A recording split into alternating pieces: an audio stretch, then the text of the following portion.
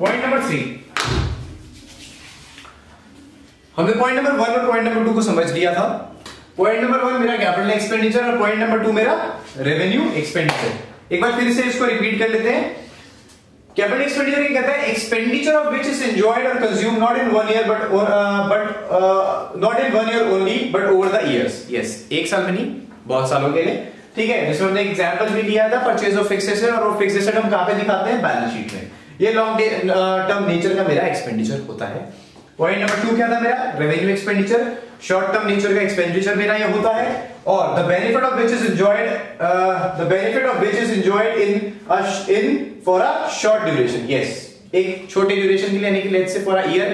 किसी एग्जांपल भी हमने लिया था कि मेंटेनेंस ऑफ फिक्स्ड एसेट, और जहां हम कहां दिखाते हैं वो खर्चा अपने प्रॉफिट एंड लॉस अकाउंट में, कि हमें किसी एसेट को, जो हमारा कोई एसेट है उसको हमें 1 साल तक के लिए और खींचना है, तो हम उसको मेंटेनेंस करा देते हैं। उससे होने वाला जो खर्चा होता है वो कहां दिखाते हैं? प्रॉफिट एंड लॉस अकाउंट में। तो ये डिफरेंस है हमारा कैपिटल एक्सपेंडिचर में और रेवेन्यू एक्सपेंडिचर में। इस चैप्टर करने से पहले मैंने आपको बताया था there are 4 points in this chapter. तीसरा और चौथा पॉइंट हमारा यहाँ पर है। आइए इसको भी देखते हैं, और इस चैप्टर को भी, छोटा सा चैप्टर है, खत्म करते हैं फटाफट। बहुत इंटरेस्टिंग चैप्टर है। ओके, पॉइंट नंबर 3 क्या कहता है? पॉइंट नंबर 3 क्या कहता है? सुनिए, कैपिटल रिसिप्ट। कैपिटल हम लोगों को सबको पता ही है। रिसीट एक नया वर्ड आ गया। What is receipt actually? अगर मैं सिंपल सेंस में रिसीट की बात करूं, रिसीट क्या है आज के टाइम में? मैंने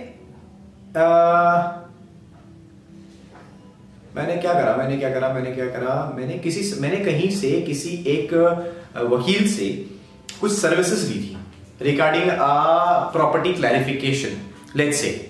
ठीक है, मैंने उससे कोई क्लैरिफिकेशन ली थी कि मुझे ये जो प्रॉपर्टी की एक डीड है, यानी कि एक रजिस्ट्री डीड है हमारी, इसमें थोड़ा मुझे ये पॉइंट समझ में नहीं आ रहा है कि आप मुझे समझा सकते हैं कि ये किसके नाम पे जाएगी, या कुछ पावर ऑफ अटॉर्नी बनवानी थी, या कुछ भी करना था, XYZ। ये एग्जांपल ले रहा हूं नॉर्मली। ठीक है, तो उसने मेरे से जो चार्जेस लिए, उसने मुझे क्या करा? जो मैंने उसको पैसे दिया, उसने मुझसे जो चार्जेस लिए, वो उसने मुझे सर्विसेज ली अपनी, बिल्कुल उस सर्विस के अगेंस्ट एक उसने मुझे चिट पकड़ा दी। वो चिट क्या है बेसिकली? वो रिसीट ही तो है। मेरे लिए रिसीट है ना, वो है ना। उसके लिए क्या है? वो बेसिकली उसकी रिसीट है, मतलब जो उसने सर्विसेज दी उसका पैसा, राइट। तो क्या होती है बेसिकली? पर्ची जो दिया, हम कुछ भी देखो, अब आप इसको ना ऐसे मतलब जज नहीं, ऐसे नहीं ले सकते कि सर वो जो हम क्या नाम है रेस्टोरेंट गए थे वहां खाने, तो वो बिल हो गया। हाँ, बिल भी एक टाइप का, लेकिन बिल को हम लोग रिसीट से कंपेयर नहीं कर सकते। Receipt is a different thing. Receipt basically क्या हो गई? प्रोफेशनल ने कोई सर्विसेज दी और उससे हम लोगों को जो रिसीट आया, मतलब जो सॉरी उसको जो रिसीट आया, और जो उसने एक पर्चा काट के दे दिया, बिल हो गया, मतलब रिसीट हो गया। Point is this, education sector में, यस, ट्यूशन फीस में क्या जो होता है ना, जैसे एजुकेशन सेक्टर में अगर किसी कोचिंग में कोचिंग ले रहे हैं किसी चीज की, सपोज, तो वहां पर रिसीट कटती है ना। यस, सेम वे में, मतलब मैं रिसीट के नॉर्मल सेंस में आपको मतलब समझाने की कोशिश कर रहा हूँ यहाँ पे। लेकिन हमें बात करनी है कैपिटल रिसीट की, जो कि मेरा पूरा डिफरेंट पॉइंट है उस रिसीट माइंड से। वो रिसीट यहाँ नहीं अप्लाई करनी कि वो जो कोचिंग ली थी उसने कोचिंग वाले ने रिसीट काट के दे दी, वो नहीं। ये कैपिटल रिसीट है। रिसीट ऐसे समझा था नॉर्मल सेंस में, आपको पता होना चाहिए। मुझे आपको पता है, मुझे पता है, आपको पता है, लेकिन फिर भी क्या करूँ, कीड़ा है मेरे अंदर बताने का बराबर। ठीक है तो कैपिटल रिसीट क्या कहता है? फंड्स अराइविंग फ्रॉम, हमारे पास क्या आ रहा है? पैसा आ रहा है। कहां कहां से आ रहा है? Arriving from issue of shares. Reliance limited को पैसे की जरूरत थी, उसने अपने शेयर मार्केट में इशू करे, तो उस शेयर जब वो बेचेगा उसके पास क्या आएगा? फंड्स, पैसा आएगा, राइट। शेयर यहां पे 2 कैटेगरी के हो गए, इक्विटी और preference, right. There are 2 type of share, equity और प्रेफरेंस। दोनों हमने एक क्लासिफिकेशन कर दी। ठीक है, एक तो ये तरीका है जहां से मेरे पास कैपिटल नेचर का पैसा आ सकता है। सर कैपिटल नेचर का कैसे हुआ? अरे भाई, जो शेयर हम इशू करते हैं वो मेरी कैपिटल ही तो है, that is my capital only. मेरी क्या कर रहा हूं? पैसा कहां लगाऊंगा? बिजनेस में लगाऊंगा, दैट इज माई, मतलब एक तो ठीक है, जो मैंने पैसा लगाया, तो मैंने दूसरों से भी तो बोरो कर सकता हूं शेयर इशू करके। यही तो आजकल ये बड़ी बड़ी कंपनियां कर रही है, मल्टीनेशनल्स करती है। क्या कहां से लाती है पैसा? तो सारा शुरू से लगाती है अपना। बाद में इन्वेस्टर कौन होता है? हम लोग ही तो होते हैं जो शेयर खरीदते हैं एक टाइप का। तो उसके लिए क्या जनरेट करता है? कैपिटल तो जनरेट करता है उनके लिए, राइट। तो funds arriving from issue of shares, ठीक है, सेल ऑफ फिक्स्ड एसेट और इन्वेस्टमेंट। पहले सेल ऑफ फिक्स्ड, जब मैं खरीद रहा था शेयर, शेयर कह रहा हूं, एसेट खरीद रहा था, तो मेरा क्या था? वो खर्चा था। किस नेचर का था? कैपिटल नेचर का, क्योंकि मुझसे उससे कोई बेनिफिट मिलेगा। अब उसी को जब मैं बेच रहा हूं तो मेरा क्या होगा? वो कैपिटल तो सेम है, नेचर क्या हुआ? पैसा आया उसे, तो मेरा रिसीट हो गया, राइट। तो क्या होगा, अगर मैंने अपना कोई एसेट था आउटडेटेड हो गया, उसको जो भी मैंने बेचा, जितने प्राइस में बिका, मुझे जो भी उससे पैसा हुआ, उससे मेरी कैपिटल रिसीट हो सकती है।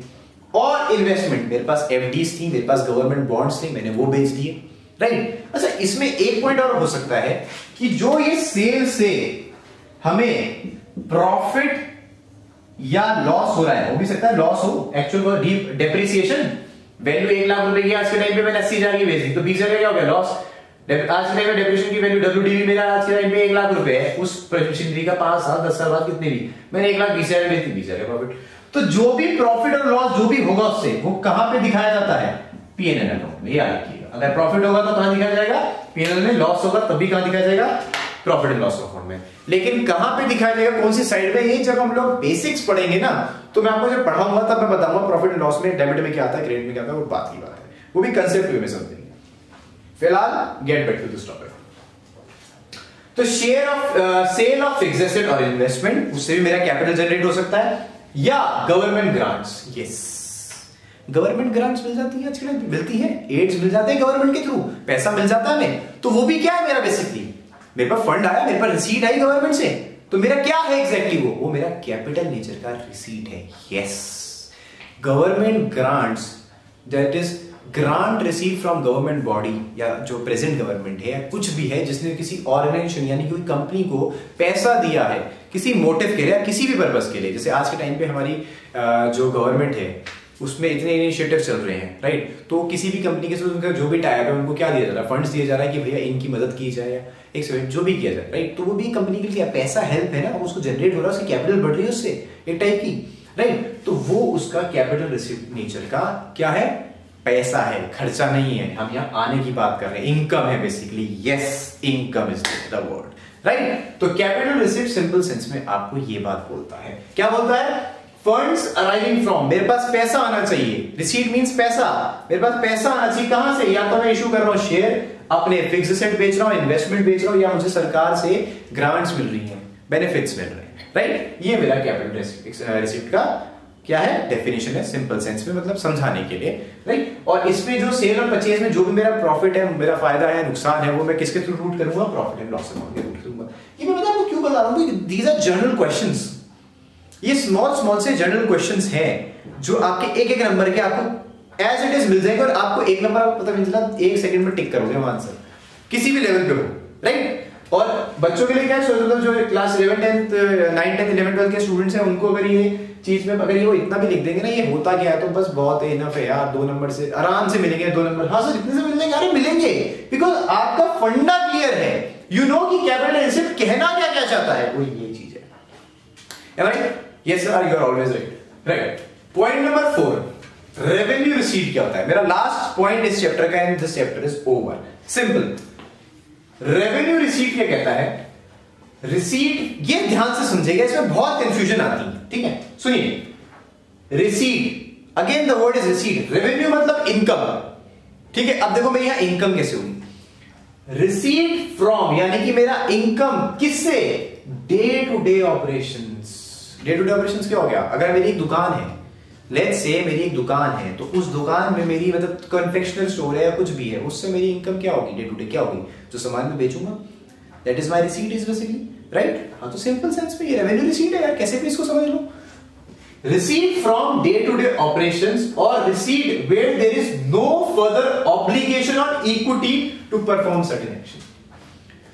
सिर्फ डे टू डे मेरा ऑपरेशन से मुझे मतलब है, सिंपल कह रहा है, या तो वो रसीद होंगी, अगर ये नहीं है डे टू डे तो होंगी, और क्या हो सकती है, सॉरी डे टू डे तो होंगी, ना होंगी नहीं होंगी, ये डे टू डे तो होंगी, साथ में और कौन सी रिसीट, जहां पर मैं इक्विटी क्या हुआ, कैपिटल, यस, इक्विटी मतलब ये जो इक्विटी वर्ड यहां यूज हो रखा है, इसका मतलब है कैपिटल, ठीक है, जहां पर मैं कैपिटल में कोई भी प्रकार का ऑब्लिगेशन बुक नहीं कर रहा हूं, यानी कि कोई भी सेंस में मैं कैपिटल नेचर से के होने वाले फायदे को यहां इस्तेमाल नहीं कर रहा हूं, या मैं उसको बेच नहीं रहा हूं, यस, मैं यहां बेच नहीं रहा हूं, उससे होने वाली कोई भी रसीद ना होने वाली, where there is no further obligation or equity to perform certain actions, yes, मुझे इसका मतलब जो ये मेरी लाइन है और receipt where there is no obligation, मतलब ये पार्ट कैपिटल रिसीट वाला पार्ट, इसमें कोई ऑब्लिगेशन ना आ रही हो अगर मेरी कोई भी, इससे मुझे कोई मतलब नहीं है, और उसके अलावा कोई भी रिसीट मेरी आ रही हो रेवेन्यू नेचर की, बस उसको मैं रेवेन्यू नेचर में बुक कर दूंगा, यानी कि इनकम नेचर की जो अभी आ रही होगी वो मेरी रेवेन्यू रिसीट कहलाती है। Is that clear? बात समझ में आई? दोबारा एक्सप्लेन कर रहा हूं। रिसीट जो कि मेरी डे टू डे ऑपरेशन से, यानी कि जो पैसा मुझे मेरी डे टू डे ऑपरेशन से आ रहा है और उससे आ रहा है जिसमें मैं इक्विटी यानी कि मेरा कैपिटल को मैं कहीं पे भी प्रकार का नुकसान नहीं पहुंचा रहा हूं, राइट, वो मेरा रेवेन्यू रिसीट होता है। आई बात समझ में? इक्विटी क्या हुई मेरी? कैपिटल, और ये हमेशा कहां से रूट की जाएगी? प्रॉफिट एंड लॉस से। क्यों? Because this is my receipt, ये मेरा रिसिप्ट है, डे टू डे मतलब डे टू डे नेचर का मेरा क्या है? इनकम है मेरा, तो ये हमेशा रूट होगी प्रॉफिट एंड लॉस अकाउंट से। क्लियर? क्लियर हुआ? तो ये 4 पॉइंट है हमारे जो कि capital expenditure, revenue expenditure, revenue capital receipt and revenue receipt, capital and revenue expenditure chapter के अंदर आते हैं।